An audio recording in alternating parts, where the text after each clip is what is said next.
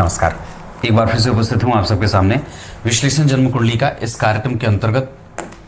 आज जो आपके सामने कुंडली लेकर के आया हूँ, ये कुंडली आई है मेरे पास आजमगढ़ उत्तर प्रदेश से। विश्व के प्रत्येक कोने से कुंडलियाँ आती हैं और प्रश्न एक ही लगभग सब में रहता है, भौतिकीय सुख कैसा है, संसाधन कैसा है, दाम्पत्य कैसा है, विवाह। क्योंकि इससे ऊपर उठ करके हम मनुष्यों के दिमाग में कुछ प्रश्न बनते ही नहीं हैं। इस वजह से टोटल तरीके से अगर देखें तो परमात्मा के द्वारा, भगवान के द्वारा बनाई गई इस सृष्टि में जिन्होंने सतयुग बनाया, जिन्होंने त्रेता बनाई, जिन्होंने द्वापर बनाया, जिन्होंने कलयुग बनाई, इसमें सबसे जो अगर हम अपनी बात करते हैं तो ये कली काल में हमारा ध्यान बहुत ही कम मात्रा में, मतलब ध्यान का 1000वां हिस्सा भी धर्म का पालन में नहीं जाता है और सिर्फ सारी चीज़ें केंद्रगत हो जाती हैं कि धन कितना है। और ये इतनी लिप्सा बढ़ जाती है धन की कि कई बार हम अपने परंपराओं पे, अपने पूर्वजों पे, अपने ग्रंथों पे, अपने आचरण पे, अपने जो है वो व्यवहार कुशलता में सेंध लगा देते हैं या उसे कमज़ोर कर देते हैं। ये बात एक अलग मायने रखती है कि आपके जीवन में धर्म के साथ धन कितना है। ये बहुत विशाल बात है कि आपने दोनों का संतुलन कितना बनाया है, संतुलन कितना है। अब धन के साथ धर्म, धर्म के साथ धन कितना आपके जीवन में उतर रहा है। शुरू करते हैं आज का कार्यक्रम। कहीं नहीं जाना है, बिल्कुल बन के रहिएगा। मैंने कल एक पोस्ट लिखा था, कुत्ते के पालने में और गाय के पालन में महान अंतर है। मतलब ये एक ज़मीन पे है तो एक स्वर्ग में है, वैकुंठ में है। एक का पालना, एक से प्रीति आपको नरक में लेके जा सकती है, आपके समस्त जितने भी कृत्य हैं उसका फल नष्ट कर सकती है, जबकि दूसरे के पालने से गोविंद प्रसन्न होते हैं। ये महान अंतर हम लोग क्यों नहीं समझ पाते हैं, बहुत गहराई से समझने की बात है। आइए शुरू करते हैं। माघ माह में जन्म इनका हुआ है और जो जातक माघ में जन्मा होता है वो परिस्थितियों से जूझता हुआ आगे बढ़ता है, लेकिन जीत उसी की होती है। उत्तरायण में जो लोग जन्मे होते हैं उनमें शुभ ग्रह की प्रधानता और बलवान होने के कारण जितने भी जीवन की बुरी दशाएं हैं उनका प्रभाव जातक के जीवन में सकारात्मक मिलने की तरफ अग्रसर हो जाता है। मतलब यहाँ असंभव कुछ भी नहीं है अगर व्यक्ति ठान ले तो। मेहनत उतनी नहीं है, इसे हमें और बढ़ाने की आवश्यकता होगी। जबकि शनिवार को जन्मे हैं, इस वजह से भी कई बार व्यक्ति थोड़ा असंतोषी प्रवृत्ति को धारण करने वाला होता है। वो चाहता है कि उसके पास दुनिया की तमाम सुख सुविधाएं हों, वो सब कुछ प्राप्त कर लेना चाहता है। पर बात यह है कि चाहे जितना भी प्राप्त करे उसके बाद भी उसके पास धन बल जन की कमी महसूस होती है। और ये क्यों होती है? क्योंकि जन्म के वार का प्रभाव शनिदेव ऐसा दिखाते हैं कि वो आपको असंतोषी प्रवृत्ति का बना देते हैं। कई बार व्यक्ति अपने लक्ष्य के प्रति और अपने प्राप्त होने वाली वस्तुओं के प्रति निर्दयतापूर्वक व्यवहार करने वाला हो जाता है। जैसे इसका अर्थ बड़ा व्यापक होगा, इसको समझना होगा। आपकी इच्छा थी किसी वस्तु को प्राप्त करने की, किसी भी साधन को प्राप्त करने की। जब आपको वो प्राप्त हो जाता है तो एक दिन 2 दिन तक वो चीज़ आपको प्रसन्नता देती है। उसके बाद फिर आप उसके प्रति एक वैर भाव अपना लेते हैं और किसी दूसरे वस्तु के प्रति आपका प्रेम भाव जागृत होता है। तो जिस वस्तु के प्रति आपका आज प्रेम भाव जागृत हुआ है, ये पक्का है कि कल उसके प्रति आपका वैर भाव जागेगा और फिर किसी तीसरे व्यक्ति के प्रति आपका प्रेम भाव जागेगा। बड़ी गहरी बात है। मतलब हमें आज अगर इस वस्तु की आवश्यकता है तो आज ये मुझे बहुत बहुमूल्य साबित या मालूम पड़ती है। जब ये वस्तु मुझे प्राप्त हो जाती है फिर मुझे कोई दूसरी वस्तु लालायित करती है प्राप्त करने के लिए। और इस वजह से कई बार जो प्राथमिक स्तर पे जिस वस्तु का हम इच्छा रखते थे कि ये वस्तु मुझे मिल जाए, उसके प्रति हम दयालु नहीं रहते, उसके प्रति हम कृतज्ञ नहीं रहते, उसके प्रति हम अपनी जो सिद्धि है वो सिद्ध नहीं कर पाते कि मतलब मैं तुम्हें ही चाहता था, अल्टीमेट मुझे तुम ही चाहिए। तो ये भगवान के प्रति भी हो जाता है कि कई बार हम भगवान के द्वारा बनाई गई वस्तुओं से प्रेम तो कर लेते हैं पर ईश्वर से नहीं कर पाते। और ऐसा इसलिए भी हो जाता है क्योंकि जन्म शनिवार का हुआ है। क्लियर है? आगे बढ़ के बात करेंगे। शुक्ल पक्ष में जन्मे होने से, जो जातक शुक्ल पक्ष में जन्मा होता है वो स्थिर मानसिकता का होता है। वो बहुत ज़्यादा किसी दूसरे में गुण और दोषों को देखने वाला नहीं होता है। वो मस्त है कई बार अपने ही गुण दोषों को पूरा और अच्छा करने में, ऐसा। और शुक्ल पक्ष में जन्मे होने से व्यक्ति किसी से भी शत्रुता नहीं करना चाहता है जब तक कि उसे कोई सामने से शत्रुगत व्यवहार ना करे। इसका एक बड़ा साधारण और बड़ा विलक्षण प्रभाव, साधारण तो नहीं विलक्षण प्रभाव ये कहूँगा कि ऐसे लोग दूसरों की गलतियों में नुक्ताचीनी करते देखे नहीं जाते। इनको इच्छा नहीं रहती है कि वो किसी के काम में हस्तक्षेप करें। इनकी ये इच्छा नहीं होती है कि वो दूसरे के काम में कोई गलती निकालें, और इनकी ये भी इच्छा नहीं होती है कि वो दूसरों की पीठ पीछे बुराई करें। ऐसा इसलिए होता है क्योंकि चंद्रमा शुक्ल पक्ष में होते हैं तो व्यक्ति को पूर्णेंदु बनाते हैं, और जन्म का समय जो है वो सुबह 6:30 बजे का है, 6:33 का।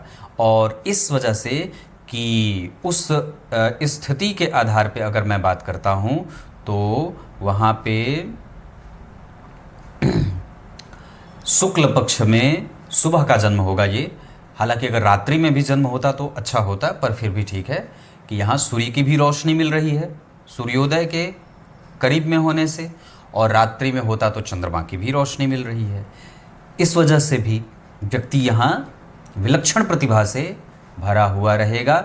और शुक्ल पक्ष के 10वीं तिथि के चंद्रमा तो और भी ज़्यादा महत्वपूर्ण, अच्छे, विरासत में धन प्राप्त करने वाला, थोड़ी मेहनत से बहुत ज़्यादा ऑप्टिमिस्टिक विचारधारा के साथ प्राप्त करने वाला, बल, ज्ञान, बुद्धि और चिंतन प्राप्त करने वाला, चिंतन में जाने वाला होता है। कंसंट्रेशन अच्छा, काम में नियमितता, नियमित दिनचर्या का पालन, सबके प्रति प्रेम भाव, दया, सहिष्णुता, परोपकार। इसके अतिरिक्त धन लगातार एक जैसा आना, और कभी भी उसमें कोई दकियानुषी विचारधाराओं से युक्त नहीं। व्यक्ति जो होता है वो दोगली राजनीति नहीं करता है। वो जो भी बोलता है स्पष्ट बोलता है, उसका बैर किसी से नहीं है, और वो स्पष्टवादी भी है, दयालुता की सीमाओं का पार करने वाला भी होता है।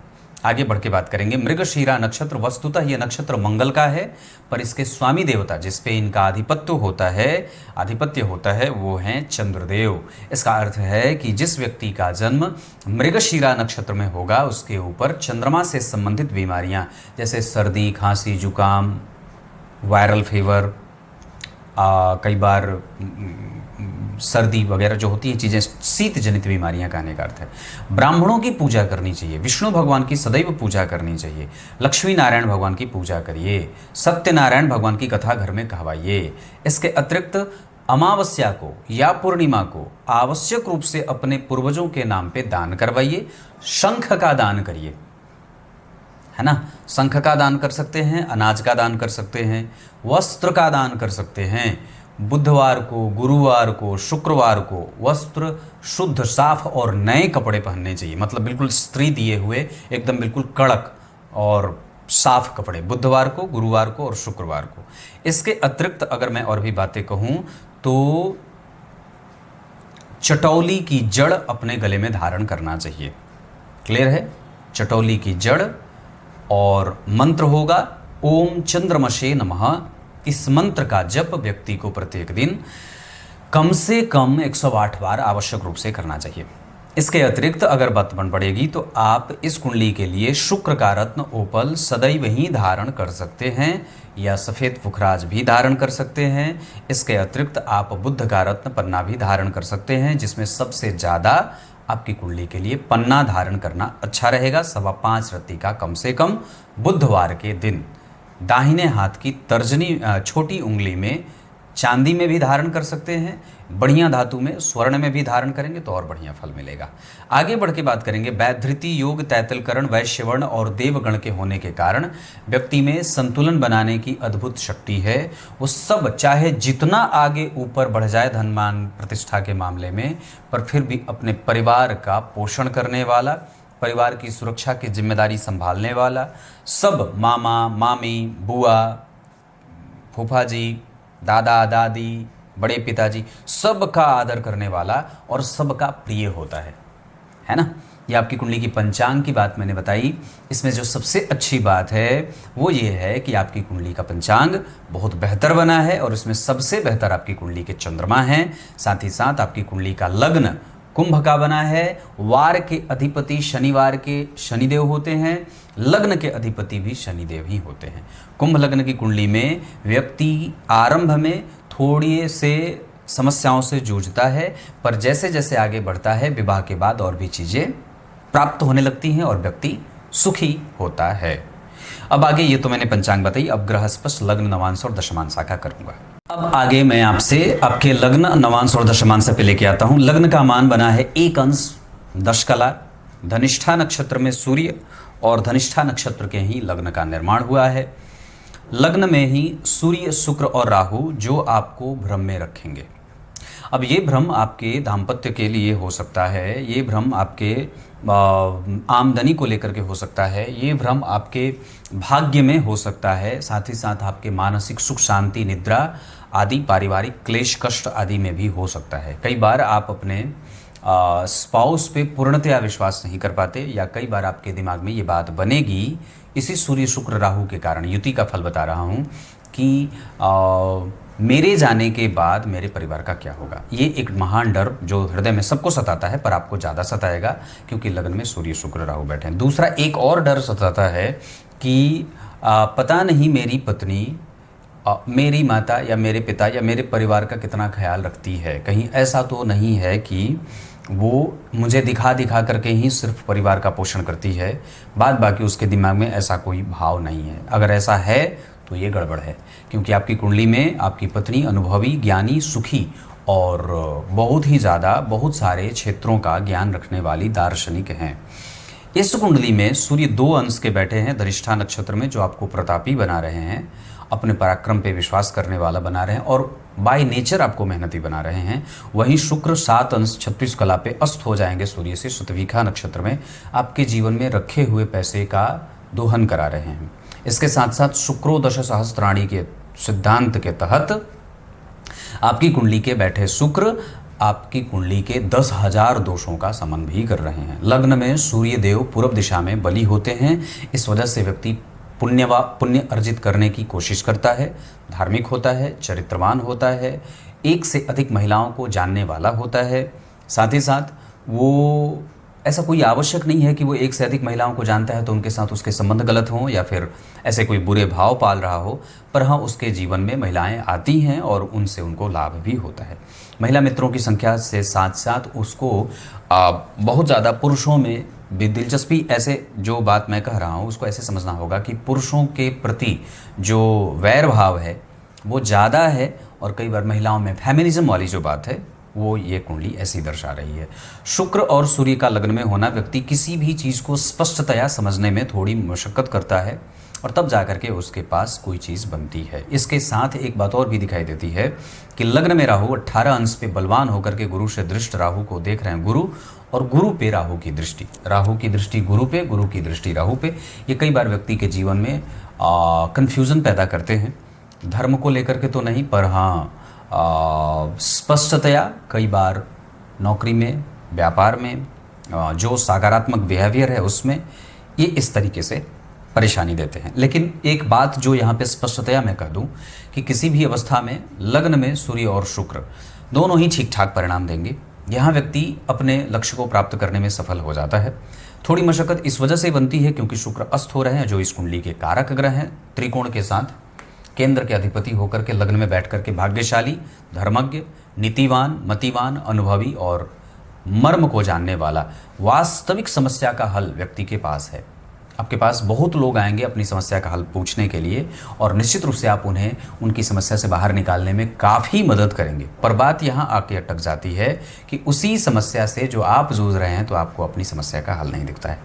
इसका कारण है क्योंकि आपकी कुंडली में सूर्य और शुक्र के साथ राहु भी वहाँ विराजमान है। एक बात और भी बता दूं कि यहाँ पे सूर्य सप्तमेश होकर के लग्न में बैठ रहे हैं। इस कारण से कई बार व्यक्ति का हिडन ट्रुथ जो होता है वो एक्चुअल में होता है, और अगर वो जब प्रकट हो जाए तो कई बार घर में कलह का वातावरण बन जाता है। तो कई बार ऐसी चीज़ें जो हमें बिल्कुल ही अपने परिवार में डिस्कस नहीं करनी है वो ये है कि आपका पास्ट कैसा था और आपने उसमें कौन सी गलतियां की थी। क्योंकि जब सप्तमेश लग्न में बैठ जाते हैं तो व्यक्ति के जो उसकी जो मूल बात होती है जिस पे आप जा कर के कई बार अपने आप को भी शर्मिंदा महसूस करते हैं, शर्मिंदगी महसूस होती है, जैसे ही वो बात रिवेल होती है आसपास के लोग आपके दुश्मन बन जाते हैं। इस वजह से बहुत सारी ऐसी बातें हैं जो आपको छुपा लेनी चाहिए, बताना नहीं चाहिए जो गलती आपने की है। ऐसा इसके साथ साथ अगर मैं बात करूं लग्न पे ही, तो लग्न में जो गुरु का प्रभाव होगा यहाँ व्यक्ति की दार्शनिकता बढ़ जाएगी,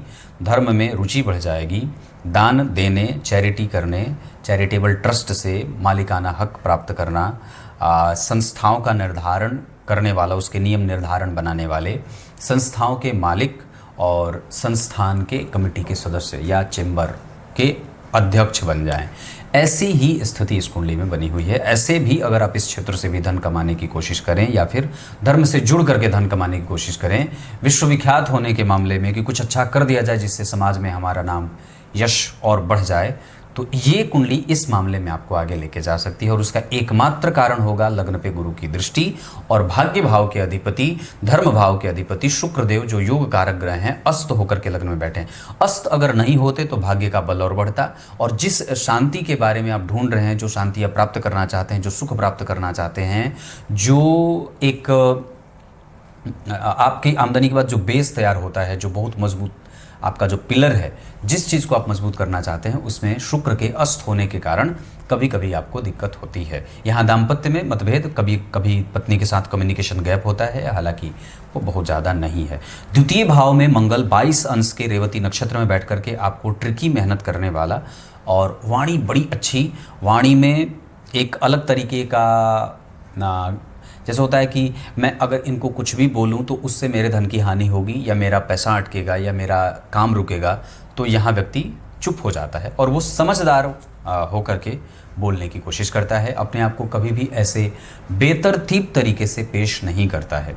सतह से जुड़ा हुआ, ज्ञानी, सुखी और भविष्य को देखने की शक्ति रखने वाला। यहाँ जो मंगल बैठे हैं वो वस्तुतः आपकी कुंडली के दशम स्थान के स्वामी होकर के बैठे हैं। तो दशम स्थान के स्वामी का धन भाव में मित्र के साथ बैठना या मित्र की राशि में बैठना, ये बात और भी लगाएगा। हालांकि दशम भाव के स्वामी कंफ्यूज होने के कारण करियर में धन कमाने को लेकर के व्यक्ति के पास हमेशा काम रहेगा, पर कोई आवश्यक नहीं है कि वो जितनी मेहनत कर रहा है उतने के बराबर उसको काम मिल जाए। इसका एक उदाहरण मैं दूं कि आपने बहुत मेहनत की पर उसका मिला नहीं, तो ये कारण ये हो सकता है कि जन्म कुंडली में दशम स्थान या जन्म कुंडली का लाभ स्थान या जन्म कुंडली का नवम स्थान कंफ्यूज हो रहे हैं या फिर डिफरेंशिएशन में जा रहे हैं। तो इसका कारण कहाँ होगा, क्यों होगा ऐसा?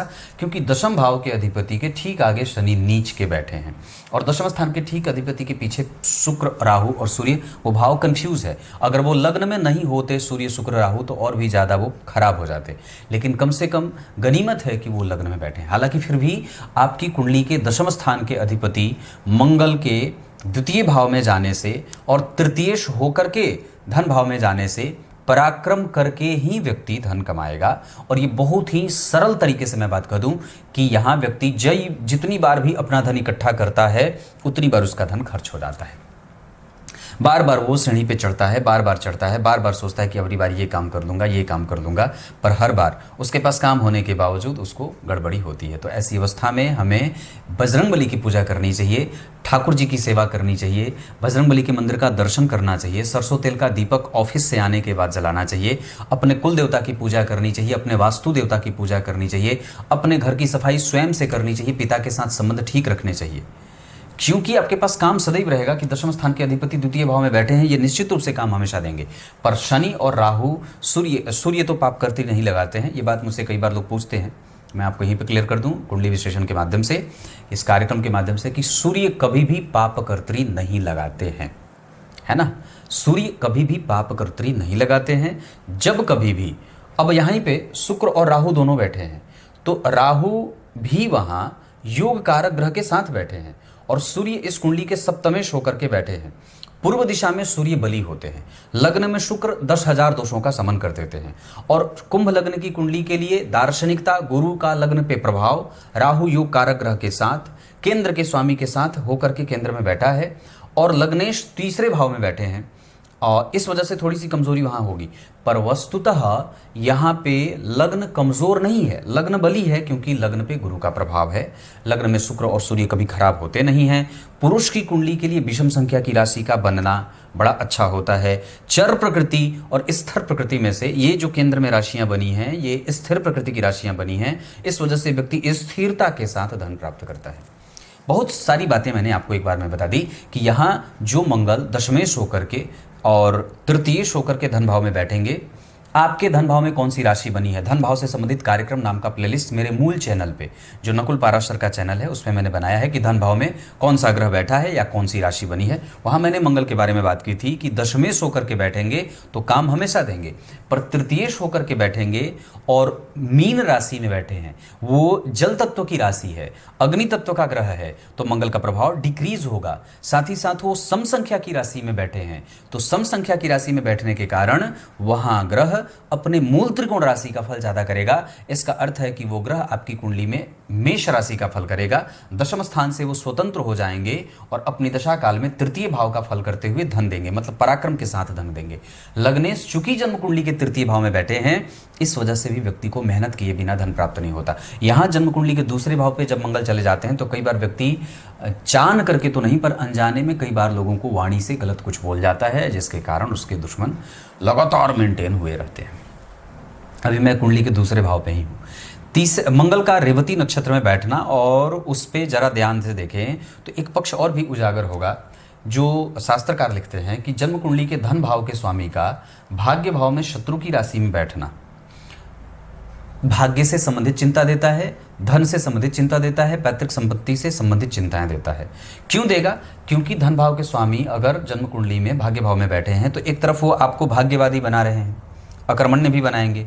कई बार वो उतनी मेहनत व्यक्ति कर नहीं पाता है, न्याय अपने जीवन के साथ करता रहता है, सैद्धांतिक पक्षों को उजागर करता है, उसको नर्चर करने वाला होता है। पर जब वही सिद्धांत अपने जीवन में धन कमाने के लिए कोशिश करनी होगी तो फिर वहां पे व्यक्ति मतलब उसका प्रभाव कमजोर होने लगता है। और अपने भाव से पापक ग्रह छठवें अच्छे परिणाम देते हैं, तीसरे अच्छे परिणाम देते हैं, लेकिन शुभ ग्रह अपने भाव से आठवें घर में बुरे परिणाम देने लगते हैं। और अगर धन भाव से हम पराक्रम नवम भाव की जब तुलना करेंगे या जब इन दोनों भावों का संबंध देखेंगे तो ये दोनों भाव एक दूसरे से सकट दोष में जाते हैं, छठवें आठवें के संबंध में जाते हैं। इस वजह से जब धन और भाग्य का संबंध बनता है तो ये भाग्य भाव की कमजोरी या धन भाव की कमजोरी होती है। मैंने इस पे एक सिद्धांत पे कार्यक्रम बनाया था कि अगर आपकी कुंडली के भाग्य भाव के स्वामी 12वें में बैठते हों, द्वितीय में बैठते हों, तीसरे में बैठते हों, छठे में बैठते हो, आठवें में बैठते हो, तो ये कई बार आपको नुकसान भी कराते हैं, या फिर कई बार आपको उतना नहीं मिलता है जितनी मिलनी चाहिए। क्लियर है? तीसरे भाव में नीच के शनि हैं, 10 अंश अश्विनी नक्षत्र में हैं और गुरु से दृष्ट हैं। लग्न और लग्नेश दोनों गुरु से प्रभावित हैं। इस वजह से व्यक्ति नैसर्गिक रूप से दानी, सिद्धांत का पालन करने वाला, अनुशासित, लंबे कदकाठी का, अच्छी वाणी बोलने वाला और दिखा दिखा करके प्रेम करने वाला होता है। जब वो 50 लोगों को देखेगा तो अपने बच्चों को प्रेम करने लगेगा, जब वो 10 लोगों को देखेगा तो अपनी पत्नी के प्रति आभार व्यक्त करने लगेगा। तो ऐसा, पर हृदय में कुछ और भी बातें चल सकती हैं। हालांकि वो अपने परिवार को लेकर के कभी भी किसी भी प्रकार का नकारात्मक भाव नहीं रखेगा।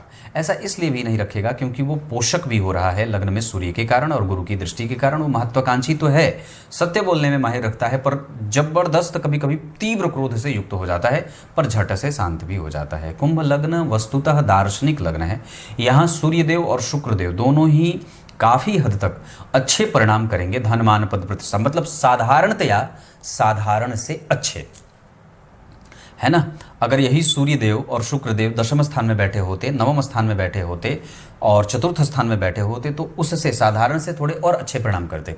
पर लग्न में कुंभ राशि में बैठे हैं तो साधारण से थोड़े सामान्यतया सामान्यतया सामान्य परिणाम करते देखे जाते हैं। लग्न में सूर्य व्यक्ति को धन की चिंताओं से ग्रसित रखते हैं। लग्न में सूर्य व्यक्ति को कम बालों वाला बनाते हैं। दांतों से संबंधित समस्या होती है। कई बार व्यक्ति को भुजाओं में दर्द होती है, गैस्ट्रिक पेशेंट बनता है, कफजनित बीमारियां होती हैं, ये इस तरीके की चीज़ें बनती हैं। चतुर्थ स्थान के चंद्रमा बलवान हैं और इसमें कोई संदेह नहीं है कि शुक्र से भी केंद्र में होने से गजकेसरी योग लगाएंगे। तो चंद्रमा जब जन्म कुंडली में मृगशिरा नक्षत्र में 23 अंश के दिग्बली होकर के शुक्र लग्नेश या लग्न या चतुर्थ के अधिपति होकर के लग्न में व्यक्ति को सुखी, संतानवान, दाम्पत्य को अच्छा नेचर देने वाला, अपने पत्नी का सर्वस्व सुख प्राप्त करने वाला, स्थिर मानसिकता का, बुद्धि बड़ी स्थिर है, गतिमान है, बेहतरीन है, ईर्ष्या, द्वेष, छल, कपट, मोह, मात्सर्य, आलस्य, प्रमाद, प्रवृत्ति, ये सब नहीं है और ये बिल्कुल ही स्पष्ट व्यक्ति की कुंडली बन जाती है। चतुर्थ स्थान में चंद्रमा मोक्ष भाव में बैठे हैं।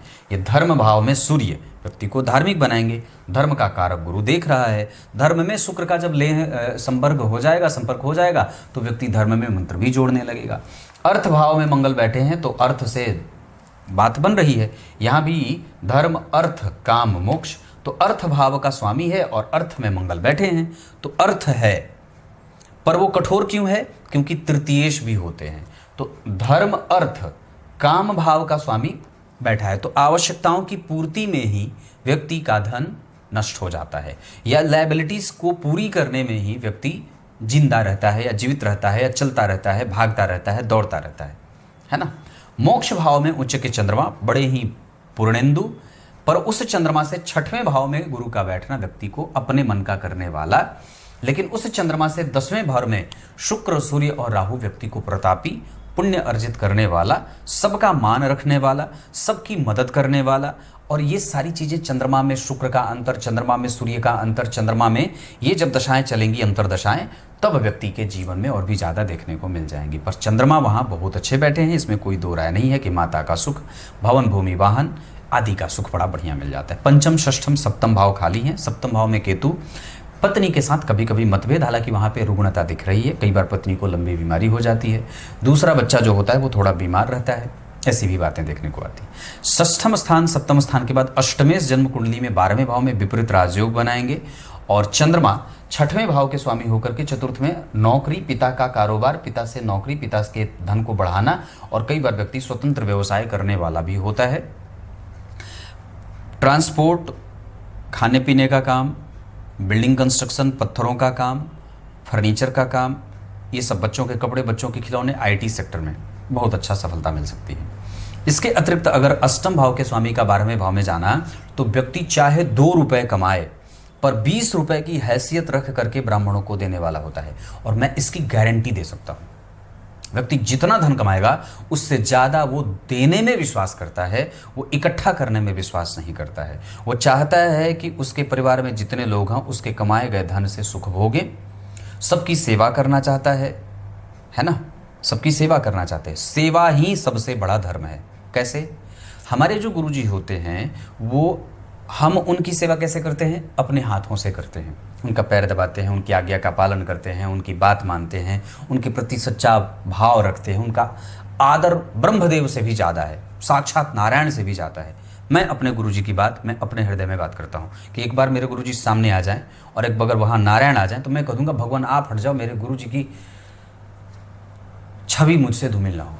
इतना भाव होना चाहिए। गुरु से नीचे ही नारायण होते हैं। जो साक्षात नारायण का दर्शन कराने की जिसमें क्षमता है वो गुरु होते हैं। तो ऐसा ही व्यक्ति, मैंने क्या बात कही कि गुरु हमारी सेवा करते हैं। गुरु हमारी सेवा कैसे करते हैं? गुरु हमारी सेवा ग्रंथों का ज्ञान करा के करते हैं। ग्रंथ की बातों को हमें बता करके, वो एक तरीके का सेवा है जो अपने शिष्य की सेवा कर रहे हैं। माताएं अपने बच्चों की सेवा उसका लालन पालन करके करती हैं।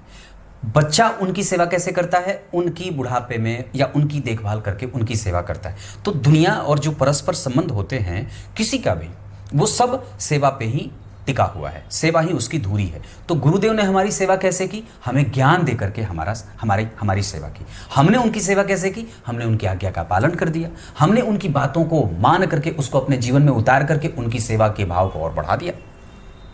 तो कहने का अर्थ है कि यहाँ भी व्यक्ति गुरु की ही भांति और माता और पिता की भांति, बच्चे की ही भांति अपने परिवार की सेवा करता है। धर्म की सेवा करना, धर्म की सेवा कैसे हो जाएगी? धर्म की सेवा धर्मगत जीने में हो जाएगी।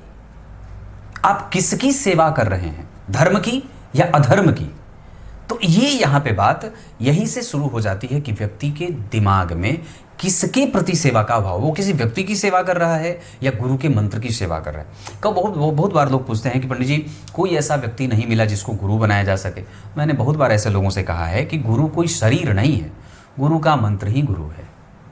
बहुत ध्यान से समझिएगा, गुरु कोई व्यक्ति हार्ड मांस का चमड़ा नहीं है, वो गुरु का मंत्र और उसके प्रति आपकी श्रद्धा, कि हाँ उसमें विश्वास आपके नारायण से भी ज़्यादा हो, वही आपके प्रति गुरु का सच्ची सेवा हो जाती है।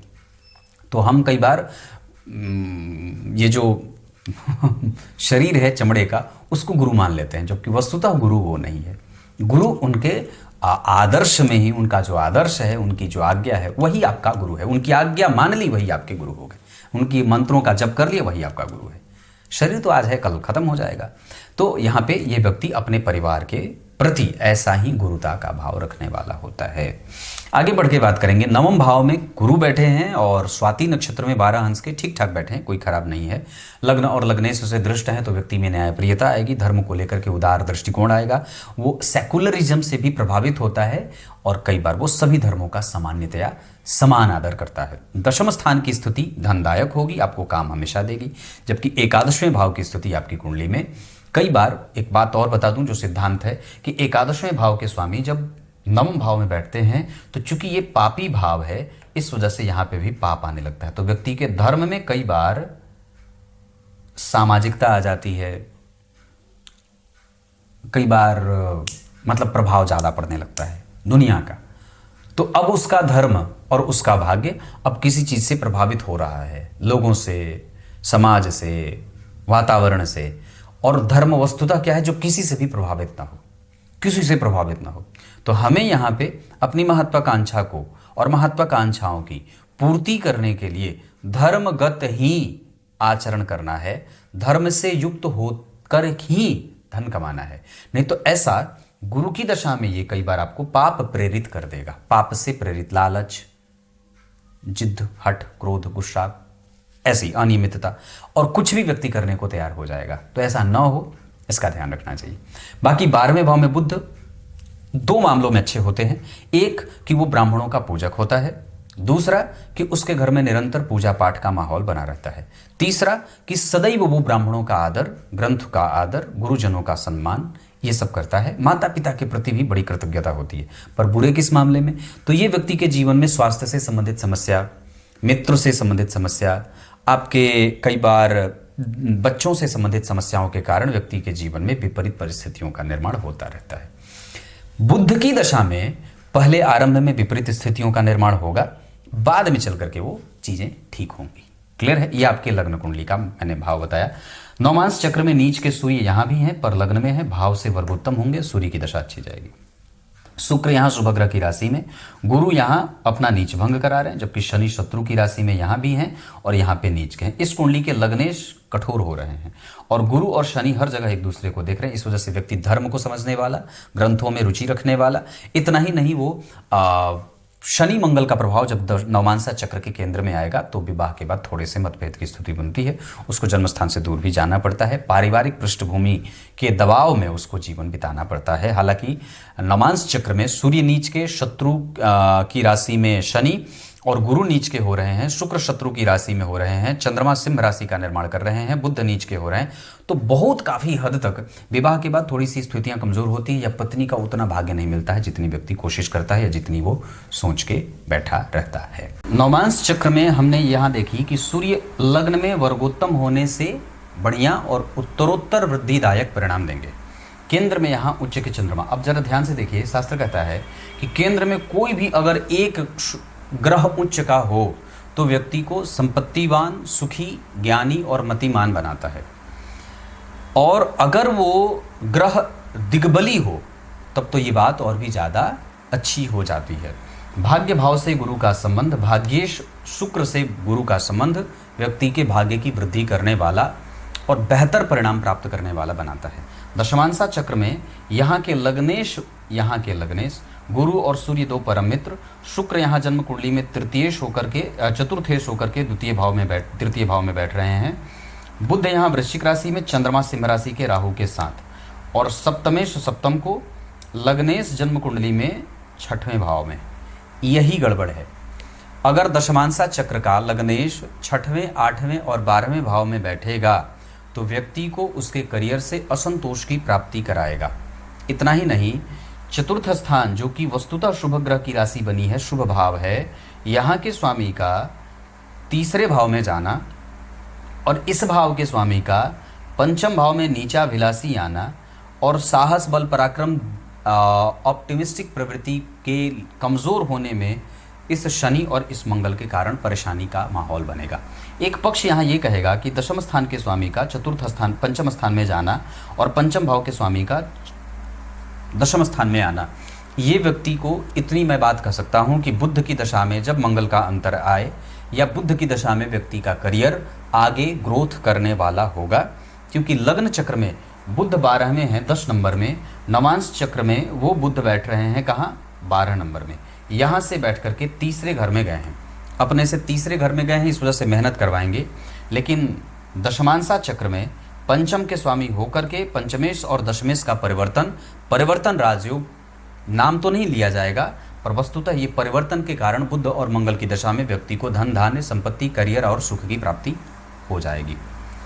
आगे बढ़ के मैं अगर और भी चीज़ें बता दूं तो दशाओं के क्रम में, तो बुध की दशा में हमें निर्णय लेने पे सावधान होना होगा। बुध की दशा में अपनी दिनचर्या ठीक रखनी होगी, मित्रों से सावधान, दाम्पत्य ससुराल वालों से सावधान। मंगल की दशा में हमें काम मिलेगा, मंगल की अंतर्दशा में भी काम मिलेगा। शनि की दशा में हमें आलस्य करने से बचना चाहिए, जबकि शनि की दशा में पत्नी से मतभेद न हो, इसका भी ध्यान रखना चाहिए। चंद्रमा, सूर्य, शुक्र और राहु की दशा इस कुंडली के लिए बहुत अच्छी जाएगी। इसके अतिरिक्त बुध की दशा में कई बार पत्नी का स्वास्थ्य कमज़ोर रहे, पत्नी के कारण धन खर्च होता है और वहाँ पे कई बार तीखी बहस या नोकझोंक भी हो सकती है। इस वजह से बुध की दशा में हमें दाम्पत्य पे विशेष ध्यान रखना होगा। इसके अतिरिक्त शनि की दशा में हमें करियर में कभी कभी अंतरदशा में कमजोरी देखने को मिलेगी, कंपटीशन देखने को मिलेगा, थोड़ा आलस्य, थोड़ा प्रमाद या काम देर से बनने की शिकायत ऐसा व्यक्ति करेगा। शुक्र की दशा में व्यक्ति मेहनत करेगा, मेहनत प्राप्त करेगा, मेहनत का परिणाम भी प्राप्त करेगा। अब मैं आपको यहाँ पे और भी चीज़ें बता रहा हूँ जिसमें ग्रहों का विभिन्न संबंध है। जैसे सूर्य यहाँ चंद्रमा वृष राशि में बैठे हैं और यहाँ बैठे हैं कहाँ, जन्म कुंडली में जाकर के सिंह राशि में, अपने भाव से 4 घर आगे, तो ये चंद्रमा की दशा को संतुलित परिणाम देने के लिए अग्रसर करेगी। सूर्य यहाँ कुंभ में 11 नंबर में, यहाँ पे 7 नंबर में, यानी कि यहाँ से वो त्रिकोण में जा रहे हैं, ये भी सूर्य की दशा को अच्छा बिताएगी। अंतरदशा की भी बात कर रहा हूँ। मंगल जन्म कुंडली में मीन राशि में बैठे हैं, जबकि यहाँ पे मंगल मकर में बैठ रहे हैं। मीन और मकर में तृतीय एकादश का संबंध, इस वजह से मंगल की दशा में थोड़ा लाभ भी होगा, पर मेहनत करनी होगी, थोड़ा कम लाभ होगा या लाभ थोड़ा। बुध का प्रभाव यहाँ पे जन्म कुंडली में मकर के बैठे हैं, जबकि बुध यहाँ पे बैठ रहे हैं कहाँ पे, मीन के। ये भी व्यक्ति को मंगल और बुध की दशा में जो अंतरदशा या महादशा रहेगी, बुध में मंगल, मंगल में बुध, ये व्यक्ति को थोड़ा टफ बीत सकता है। व्यक्ति ऐसा लगेगा कि मैं मेहनत ज़्यादा कर रहा हूँ पर मुझे प्राप्त नहीं हो रहा है। बुध के बाद अगर गुरु की बात करते हैं तो गुरु यहाँ 7 नंबर में बैठे हैं तुला राशि में, जबकि यहाँ पे बैठे हैं मकर राशि में, यानी कि यहाँ से वो चतुर्थ भाव में गए हैं। इस वजह से गुरु की दशा में भी व्यक्ति के जीवन में सकारात्मक, अच्छे, सुखद और श्रेष्ठ परिणाम मिलने के योग बनेंगे। जबकि शुक्र की दशा कुंभ राशि में बैठे हैं और यहाँ पे शुक्रदेव बैठे हैं कहाँ पे, जाकर के जन्म कुंडली में धनु राशि के बैठे हैं। तृतीय एकादशवें में मंगल, बुध और शुक्र की दशा कई बार व्यक्ति के जीवन में मेहनत कराने वाली साबित हो जाएगी। शनि यहाँ पे बैठे हैं मेष राशि में, जबकि यहाँ पे शनि का संबंध जो बन रहा है वो कर्क राशि का बन रहा है। यहाँ से ये ग्रह केंद्र में गया है, तो काफ़ी हद तक शनि की दशा में व्यक्ति ऑप्टिमिस्टिक विचारधाराओं के साथ अपने जीवन में आने वाली चुनौतियों का सामना करते हुए सुख की प्राप्ति करता है। जबकि राहु जन्म कुंडली में कुंभ राशि में बैठे हैं और यहाँ पे राहु मीन में बैठे हैं। ये राहु कभी कभी रखे हुए पैसे का व्यय करवाएंगे। जबकि केतु सिंह राशि में बैठे हैं और यहाँ पे केतु कन्या राशि में बैठ रहे हैं, जो व्यक्ति को कई बार यहाँ भी छोटा मोटा व्यय होते देख रहा हूँ। व्यक्ति का व्यय गलत ना हो, गड़बड़ ना हो, गलत मैत्री ना हो, वात पित्त कफ अनियंत्रित ना हो, आयुर्वेदिक दवाओं का सेवन हो, लकड़ियों की व्यापार की स्थिति भी बनती है। हालांकि बच्चों से संबंधित कपड़े, बच्चों के खिलौने, इस तरीके का काम, ट्रांसपोर्ट आदि भी आपकी कुंडली में बहुत अच्छा बनता है। कोर्ट केस, न्यायालय आदि में भी आपकी कुंडली का धन नष्ट हो सकता है। एजुकेशन से कई बार व्यक्ति भाव तो अच्छा रखता है पर उसको उसके मुताबिक, उसकी शिक्षा के मुताबिक उसको नौकरी नहीं मिलती है। क्लियर है? ये इतनी सारी चीज़ें। नक्षत्र के आधार पर बात करता हूँ तो मृगशीरा, अश्विनी और उत्तराषाढ़ा और रोहिणी ये नक्षत्र किसी भी काम को करने के लिए अच्छे हैं। पुनर्वसु, पुष्य और मृगशीरा भी। दिन के हिसाब से बुधवार और गुरुवार के साथ शनिवार का दिन बहुत अच्छा रहेगा। इन तीनों वारों में गुरुवार, शुक्रवार और शनिवार के दिन अगर हो सके तो मीठी चीज़ों का सेवन ज़्यादा करना चाहिए, मीठी चीज़ों का ध्यान भी करना चाहिए। इसके अतिरिक्त रत्न मैंने पूर्व में बता दिया है। धन कमाने के लिए अगर आपको कहीं भी जाना हो तो आप पश्चिम दिशा में भी जा सकते हैं। इस कुंडली के आधार पर मीन, मेष, वृष तो उत्तर दिशा के मकान में आपको रहना ज़्यादा आपके लिए सफलता देने वाली बनेगी। ये इतनी सारी चीज़ें हैं। होरा चक्र और अष्टक वर्ग के आधार पे अगर मैं बात करता हूँ तो आपकी कुंडली में बुध, राहु और केतु की दशा थोड़ी मानसिक शांति देने वाली बनेगी, इसमें मन शांत रहेगा।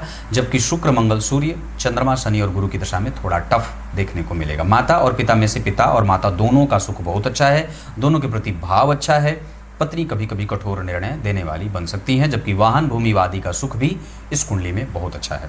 बुध की दशा आने वाली है। दशाओं के लिए अगर मैं बात कर दूं तो आपकी कुंडली में बुध की दशा को हमें गलत निर्णय नहीं लेना है, अनुभव अपना श्रेष्ठ रखना है, गलत मैत्री से बचना होगा और ठाकुर जी की पूजा करनी होगी। क्लियर है। गीता जी के 11वें अध्याय का पाठ लगातार 11 दिन तक किया जाए। इसके अतिरिक्त अगर हो सके तो दीपावली के रात में कुबेर भगवान की विधिवत पूजा की जाए, जिसमें कुबेर जी के 1000 नामों से उनको पुष्प से सहस्त्रार्चन भी किया जाए। शिव जी के मंदिर को जल अर्पित किया जाए, शिवलिंग पे जल अर्पित किया जाए, काला तिल अर्पित कर सकते हैं और घर में कभी कभी रुद्राभिषेक वगैरह का आयोजन आवश्यक रूप से होता रहे। इसके अतिरिक्त पीपल के वृक्ष की पूजा सूर्य उदय से पहले जाकर के कर देनी चाहिए, जिसमें दीपक जलाना हो और परिक्रमा करनी हो। इतनी सारी चीज़ें। और मैंने जो चटौली की जड़ कहा है उसको जल्दी ही धारण कर लेना चाहिए। बुध की दशा आ रही है, अगर चतुर्थी का व्रत करेंगे तो और भी ज़्यादा श्रेष्ठ ये महादशा बीतेगी। कुछ भी शुभ कार्य करना हो आप कोशिश करें कि आपको धर्म से संबंधित, यात्रा से संबंधित, तीर्थ से संबंधित, दान पुण्य, पूजा पाठ आदि से संबंधित कोई भी काम करना हो तो आप शुक्र की महादशा, अंतरदशा, प्रत्यंतर, सूक्ष्मांतर और प्राणांतर के बारे में विचार कर सकते हैं। ट्रांसफ़र, नौकरी बदलना, व्यापार आदि के बारे में कोई भी निर्णय लेना हो आप सूर्य और बुध की दशा और केतु की दशा का इस्तेमाल कर सकते हैं। साथ ही साथ अपने पैतृक संपत्ति से संबंधित अगर कोई भी निर्णय लेना हो तो गुरु और मंगल की दशा का इस्तेमाल कर सकते हैं। इसके अतिरिक्त संतान से संबंधित अगर कोई भी निर्णय लेना हो तो आप बुध और गुरु की दशा का इस्तेमाल कर सकते हैं। क्लियर है। निवेश आपकी कुंडली में बना हुआ है, आप कई जगह से धन कमा सकते हैं, शेयर बाजार आदि से भी आपकी कुंडली धन कमा लेगी। इसमें कोई दो राय नहीं है कि आपके पास अपना काम भी करने को है, आप पिता के कारोबार को भी आगे बढ़ा सकते हैं। कुछ इसी तरीके से आज के इस कार्यक्रम का समापन करते हैं। तब तक के लिए बहुत बहुत नमस्कार।